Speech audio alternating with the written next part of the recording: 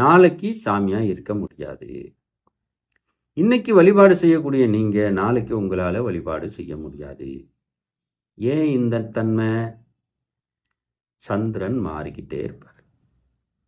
அப்ப சந்திரனை பத்தி நாம சொல்லணும்னா தினமும் ஒரு பலன் போடணும். அந்த தினப்பலன் வேண்டாம். இப்ப மாதம் கிரகம் மாறிண்டே இருக்கு சூரிய பகவான். அப்ப மனநிலையும் மாறும்.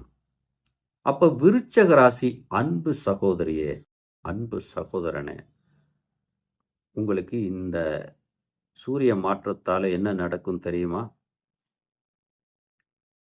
பல கோடி நன்மைகள் கிடைக்க காத்திருக்கு.